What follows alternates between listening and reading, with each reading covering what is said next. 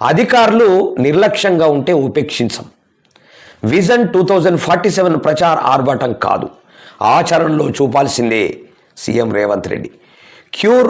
Pure రేర్ పాలసీలను పక్కాగా అమలు చేయాలి. నెలకు 3 సార్లు ఐఏఎస్లు క్షేత్రస్థాయికి వెళ్లాల్సిందే. ఇక నుంచి అధికారుల పనితీరుపై నిరంతర నిఘా. కార్యదర్శులు శాఖల పురోగతిపై సిఎస్కు నివేదిక ఇవ్వాలి. జనవరి 31 కల్లా ఆఫీసుల్లో ఈ ఫైలింగ్ అమలు కావాలి. టీచింగ్ హాస్పిటల్స్లో అద్భుతమైనటువంటి వైద్య సేవలు అందించాలి. ఉన్నతాధికారులకు సీఎం దిశానిర్దేశం. మన అన్ని కాపీ కొడుతున్న ముఖ్యమంత్రి రేవంత్ రెడ్డి.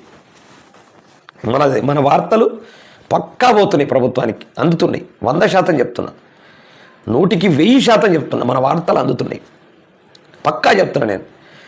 ఈ ముచ్చట 6-7 నెలల క్రితమే మనం చెప్పినాం, ఇంకా ఎక్కువనే, ఆల్రెడీ సంవత్సరం క్రితం చెప్పి ఉంటాం. ఏమని? నేను చిన్నగా ఉన్నప్పుడు చదువుకున్న టైంలో ఒక కలెక్టర్తోని ఏదైనా ఒక ప్రైజ్ తీసుకుంటే, కలెక్టర్ అంటే ఎంత గౌరవంగా నేను కలెక్టర్తో తీసుకున్నా, నేను ఎస్పీతో తీసుకున్నా అనేటటువంటిది ఒక చాలా అద్భుతంగా వాళ్ళకు పేరు ఉండేది, కలెక్టర్లకు కానీ ఎస్పీలకు కానీ.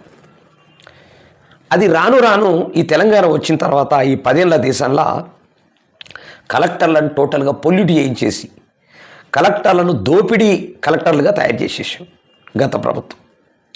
చేసి మొత్తం కంప్లీట్గా వాళ్ళు పని దొంగలైనరు, కలెక్టర్లు కానీ ఎస్పీలు కానీ పని దొంగలైపోయి లా అండ్ ఆర్డర్ను అల్లు వదిలేసిండ్రు, ప్రజలను నీళ్ళు వదిలేసిండ్రు. మొత్తం ఎట్లా దోపిడీ చేయాలనేటటువంటిది ఇదే ప్రభాకర్ రావు సిట్టు ఇవన్నీ కూడా వాళ్ళంతా కూడా ఐపీఎస్లు ఐఏఎస్లే కదా, వాళ్ళు చేసిన వ్యవహారం చెప్తున్నా. ఇప్పుడు దారిలోకి వస్తున్నది. ఈ దారిలోకి నిజంగా వస్తున్నదా రావట్లేదు అనేటటువంటిది రాబోయే రోజుల్లో వికేఆర్ టీవీ ప్రజా అసెంబ్లీ ప్రజలకు చెప్తుంది. డెఫినెట్గా ఖచ్చితంగా కలెక్టర్లు ఏ గ్రామానికి తిరుగుతున్నారు, ఏం చెప్తున్నాడు? క్షేత్ర స్థాయిలో నెలకు 3 సార్లు ఐఏఎస్లు క్షేత్రస్థాయిలో వెళ్ళాలి, అంటే ప్రజల దగ్గరికి వెళ్ళాలి, గ్రామాలలో సందర్శించాలి, గ్రామాల్లో ఉన్నటువంటి సమస్యల్ని తెలుసుకోగలగాల, క్షేత్రస్థాయిలో వెళ్ళాలి. ఇదంతా కూడా మనము ఈ ఏడాది 2 ఏళ్ల నుంచి మొత్తుకుంటున్న కథకి ఇదే. నేను కలెక్టర్తో తీసుకుంటే ఎంత ఆనందపడేదో, కలెక్టర్తో తీసుకున్నాను.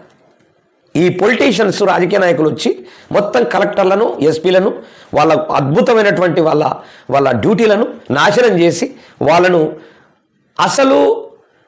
వాళ్ళను మార్చిందే వాళ్ళు అంటే దోచుకునేటట్లు చేసిందే రాజకీయ నాయకులు.